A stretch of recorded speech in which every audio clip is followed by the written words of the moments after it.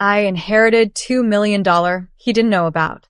He found out after he kicked me out while I was in labor, calling me a gold digger in front of his entire family. I've never posted here before. I've never posted anywhere, really.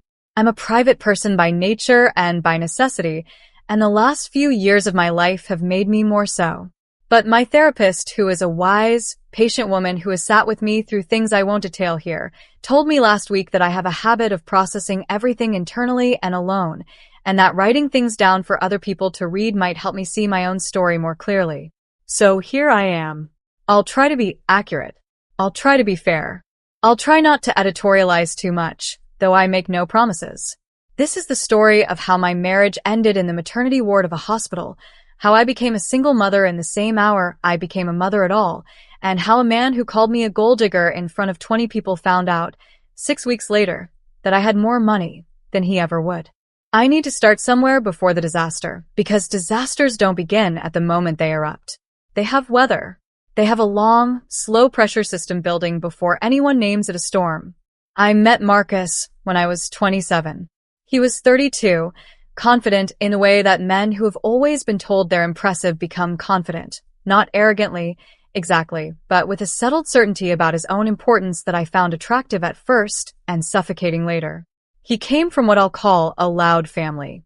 Large gatherings, strong opinions, everyone talking over everyone else in a way they described as passionate, and I would eventually learn to describe as exhausting. His mother was the gravitational center of it all, a woman named Renata who had 3 sons and treated them all as extensions of herself and her legacy. Marcus was the middle son, the successful one. He worked in commercial real estate, earned well, lived well, and was accustomed to being the most financially comfortable person in most rooms he entered. This mattered to him more than he would ever have admitted out loud. I was, at the time we met, a graphic designer working for a small agency. Decent salary, nothing impressive. I lived in a 1-bedroom apartment with furniture I'd assembled myself and a cat named Gerald who had opinions about everything. I was not wealthy. I did not appear wealthy. My car was 7 years old, and one of the door handles occasionally stuck. What Marcus didn't know, what virtually nobody in my life knew at the time, was that 3 years before we met, my great-aunt Vivian had died and left me, her favorite person in what she described as a family of mostly disappointments, the entirety of her estate. Vivian was my grandmother's younger sister. She had never married, never had children, spent 40 years working in international development, lived frugally, invested carefully, and accumulated, quietly, without anyone really paying attention, a significant amount of money. The estate, by the time everything was settled, came to just over $2 million. I was 24 when I received it. I was 24, working an entry-level design job, living in a shared house with 2 other young women, and suddenly I had more money than I had ever had a framework for thinking about. I did what Vivian would have wanted me to do. I found a good financial advisor. I invested the majority of it. I kept living my life the way I'd been living it because I was 24 and I didn't know what I wanted yet, and because Vivian had told me once, presciently as it turned out, that money changes the way people see you, and the only way to know who actually sees you is to not lead with it. I kept it private. Not deceptively private. It wasn't a secret I was ashamed of or hiding for manipulation. It was private the way that medical information is private, or religious belief, or any other deeply personal fact about yourself that you share when trust is established and the time is right. I met Marcus 3 years after I inherited. By then, the money had become part of the background of my life, present, managed, not thought about daily. I was not living off it. I was living off my salary, the same as I always had. Marcus and I dated for a year before he proposed. The relationship was good, mostly. He was funny, engaged, interested in me. At the beginning, he was generous with his time and occasionally with money in the way of someone who likes being seen as generous. He took me to nice restaurants and booked good hotels and seemed to find something appealing in what he interpreted as my lack of pretension. "You're not like the women I usually date," he said once early on. I should have asked him to say more about that. His family was harder. Renata was polite to me in the way that some women are polite to people they've already decided aren't good enough. Warmly, elaborately polite, in a way that has more to do with performing civility than actually extending it. His older brother and his wife were fine. His younger brother Theo was the only one I genuinely liked. 28, a teacher, someone who asked questions and actually waited for the answers. The engagement happened at a family dinner, which meant that Renata was the second person to see the ring, approximately 30 seconds after I said yes, because Marcus held it up for the table before I'd fully processed what had just happened. I remember thinking, as everyone cheered, that this was possibly a preview of how decisions would be made in our marriage. We were together for 2 years before I got pregnant. The pregnancy was planned or planned-ish. We had been talking about it, agreed we wanted children, and when it happened, we were happy. I was happy. I was genuinely, unguardedly happy in a way I hadn't been in a while. That happiness lasted approximately 4 months. I don't want to write 1,000 words about the ways a marriage slowly corrodes, because I think most people reading this have either experienced it or watched it happen to someone they love, and the specific texture of it, the small disappointments that accumulate, the conversations that don't happen, the growing sense that the person across the table is becoming a stranger you're obligated to keep feeding, is recognizable even in its particulars. What I will say is this: the pregnancy changed something in Marcus that I hadn't seen before. There was a new anxiety in him, financial and otherwise, that expressed itself as control. Suddenly my job was a problem. The hours, the stress. Would I take enough maternity leave? Shouldn't I consider whether I was really going to go back? Wasn't it better for the baby if I was at home? Suddenly my friendships required commentary. She's not a good influence. He doesn't respect you. Do you really need to see them so often when you're this tired? And then gradually, there was money. Marcus had always been the higher earner between us and had been comfortable with that. But during the pregnancy, it began to be raised differently, not as a fact, but as a kind of leverage. References to his salary, the mortgage he was covering, what he was putting into our life together. I was putting in my salary too, which was not nothing, but it was consistently treated as not nothing in the way of a begrudging acknowledgement. At month 6, he sat me down and suggested I should put my name on the mortgage. I already had my name on the mortgage. I had been on it from the beginning. He meant something else, I realized. He wanted a larger conversation about finances, about contributions, about what I was going to be earning on maternity leave, and how that would affect the arrangement.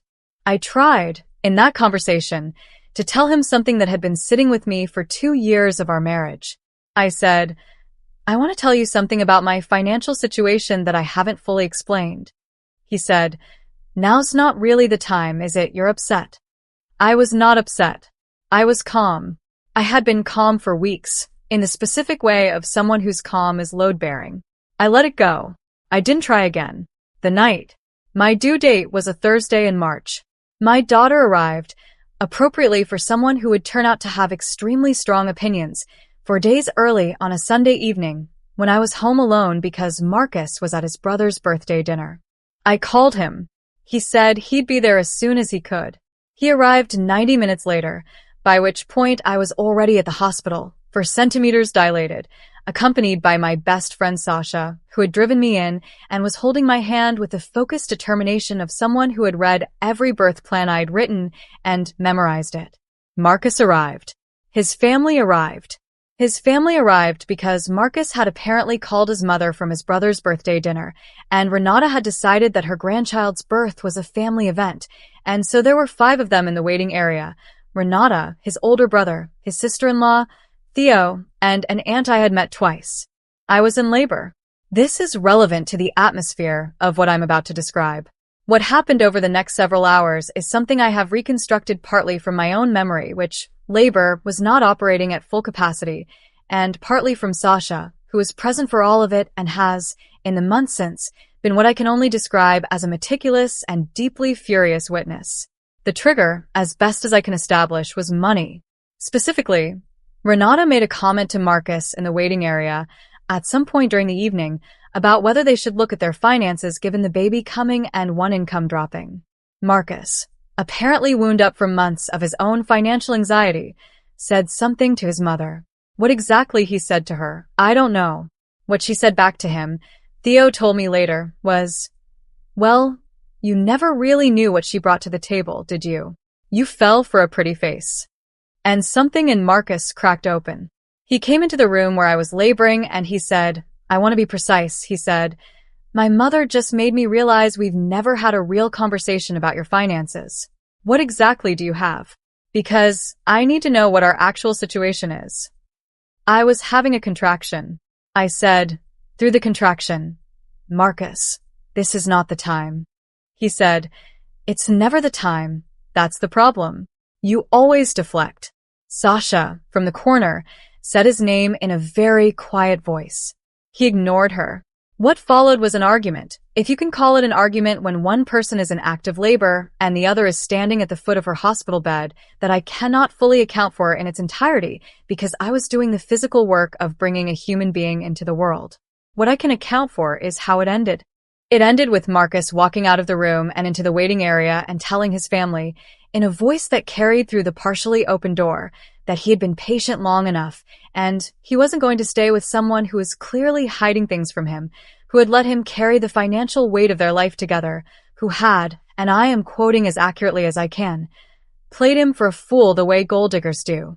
Theo, apparently, said, Marcus, she's literally in labor right now. Marcus left the hospital. My daughter was born 47 minutes later. Sasha cut the cord. I named her Vivian. The aftermath. I'm going to be honest with you. I don't have a lot of sharp memories from the first week. I have the feeling of my daughter's weight. I have Sasha sleeping on the fold-out chair. I have my mother arriving on the second day, and her face when I told her what had happened, a face I had never seen on her before, very still, very white, like a window when the light goes out of it. I have Theo calling on the third day and saying, I'm so sorry. None of us should have come. I should have talked him out of it. He asked if he could visit, just him. I said not yet. Marcus sent a text on the fourth day. It said, I think I need some space to figure things out. I hope you and the baby are okay. I did not respond. On the sixth day, I called my financial advisor. What I did. I had spent 6 years keeping Vivian's inheritance in the background of my life, living off my salary, thinking of the money as a future thing, a safety net, a possibility, a resource for when I needed it. I needed it. I was not going to struggle. I was not going to scramble. I was not going to navigate a custody arrangement and a separation and new motherhood from a position of financial weakness because I did not have to. I had $2 million, grown over 6 years of careful management to something closer to 2.4, and I had a financial advisor who had been waiting for me to decide what I actually wanted to do with it. I bought a house. Cash. 3 miles from my mother. Good school district. A garden big enough for a child to run in. I was out of the marital home within 3 weeks of leaving the hospital. I hired a family lawyer. A good one. And then I let the information travel, the way information travels in families that run on it. Through Theo, who I trusted, to the rest of them. His face. Marcus found out on a Tuesday morning. I know this because Theo called me Tuesday afternoon and said, he keeps saying it doesn't make sense. Marcus called me that evening. I let it go to voicemail. He left a message that was 4 minutes long and which I have listened to exactly once, because once was enough. He said he hadn't known. He said he understood why I hadn't told him. He said this with the uncertain quality of someone trying on a sentence to see if it fits. He said he'd done the wrong thing, badly, at the worst possible moment. He said he loved me. He said he didn't know what had happened to him over the last year, that the person in that hospital room hadn't been him, that he didn't recognize himself in it. He said, I called you a gold digger. I called you that. And you have, I didn't. He didn't finish the sentence. He called again the next day. And the day after. I didn't answer any of them. My lawyer communicated what needed to be communicated. Renata called once. I answered that one because I wanted to hear it directly. She said she was sorry for the part she'd played. She said she'd been out of line. She said she hoped I could find it in my heart for the sake of her grandchild. I said, I'll make sure Vivian knows her father's family. I'm not going to use her as leverage, but I want you to know that what you said to your son in that waiting room while I was in labor is something I'm not going to forget. And the relationship you have with my daughter is going to be built slowly, on her terms and mine, from the ground up. Renata said, That seems fair. I don't know if she meant it, but she said it. Here's the thing that I turn over more than anything else. Even now, 7 months later, with little Vivian asleep in the next room and a life that is genuinely, quietly good. Marcus's core fear, the thing that broke him open in that hospital room, was that I had been hiding something, that I hadn't trusted him with a true picture of myself, that he didn't really know me. And here's where I have to be honest, even though it's uncomfortable, he wasn't entirely wrong about the hiding. Not about the motive he assigned it. I was not scheming. I was not playing anyone. I was not a gold digger. I was a woman who had learned to protect something private and hadn't found the right moment to stop protecting it. But I had kept a significant truth from a man I'd married, and however good my reasons, he had been in the dark. What he did with that, the timing, the words, the walking out of a maternity ward, that was his. That is not on me, and I've made my peace with it. But I've also made my peace with the part that was mine. I should have told him earlier. Not for his sake, not to appease his anxiety, but because marriages don't work well in the dark. Vivian would have told me that. The fact that his reaction to finding out was to abandon his wife in labor, rather than confirm everything I'd worried about in keeping it private, that tells me everything I need to know about whether telling him earlier would have changed the outcome. It probably wouldn't have, but I'll do it differently next time. If there is a next time. Vivian the baby has her grandmother's eyes and her great-great-aunt's name and has, at 7 months old, no patience for nonsense whatsoever. She makes me want to be someone who deserves her. That's enough to work with. Marcus sees Vivian twice a week. He is, to his credit, a present and gentle father, softer with her than he ever was with me, which I choose to interpret as growth rather than injury. He has started therapy. He told me this without prompting, and I believed him, and I said I was glad. We are not getting back together.